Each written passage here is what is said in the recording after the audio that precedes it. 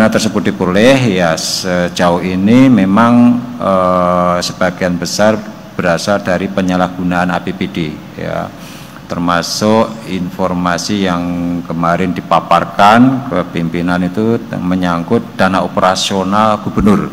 Nah, selama 3 tahun itu dari tahun 2000 berapa kemarin? 19 ya, 2019 sampai 2022 itu yang bersangkutan itu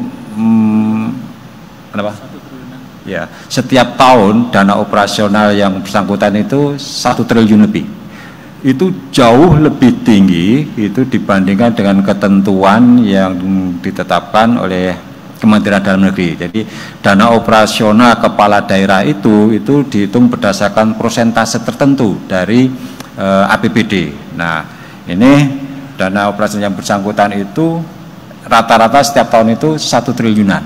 Dan sebagian besar setelah kita telisik, kita lihat itu dibelanjakan antara lain untuk biaya makan minum ya, belanja makan minum. Bayangkan kalau 1 triliun itu sepertiga digunakan belanja makan minum, itu 1 hari berarti 1 miliar untuk belanja makan minum ya.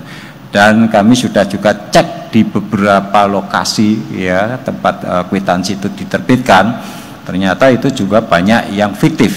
Jadi restorannya tidak mengakui bahwa kwitansi itu diterbitkan oleh rumah makan tersebut ya.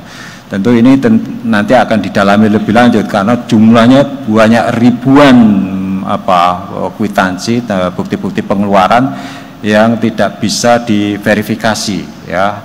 Ini termasuk juga ya, kita lihat ini tentu proses SPJ atau pertanggungjawaban dana operasional sendiri sebetulnya itu yang tidak berjalan dengan baik ya.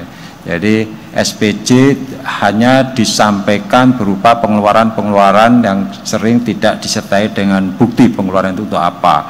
Dan ya ini tentu kalau kita mau memverifikasi secara utuh memerlukan waktu yang sangat lama ya, termasuk itu tadi terkait dengan infrastruktur. Nah, yang dalam perkara yang sebelumnya itu kan menyangkut infrastruktur ya, menerima suap senilai dari saudara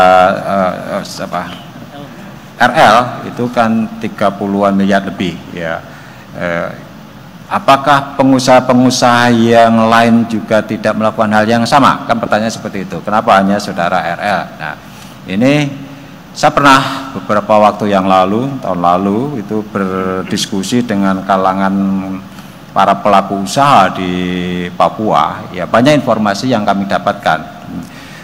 Seperti ada yang melaporkan dugaan terjadinya proyek fiktif, ya, ada dugaan proyek yang belum selesai tetapi kemudian dibayar 100%. Nah, itu informasi-informasi itu yang kami terima, ya.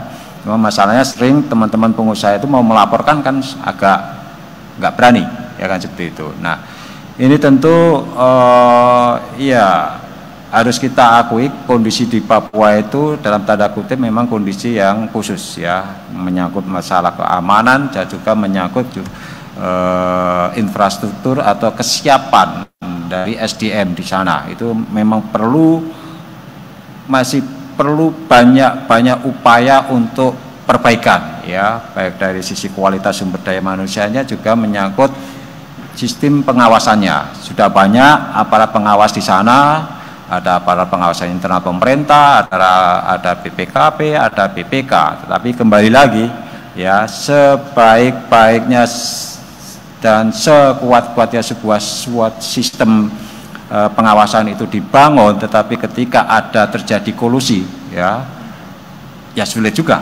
gitu kan. Karena apa? Dalam tindak pidana yang dilakukan secara kolutif ya, persekongkolan, itu semua pihak diuntungkan kecuali negara yang buntung kan gitu ya. Kalau tidak ada informasi, karena semua merasa senang, masyarakat juga merasa senang karena semua mendapat bagian, nah itu menjadi suatu hal yang kemudian kita melihat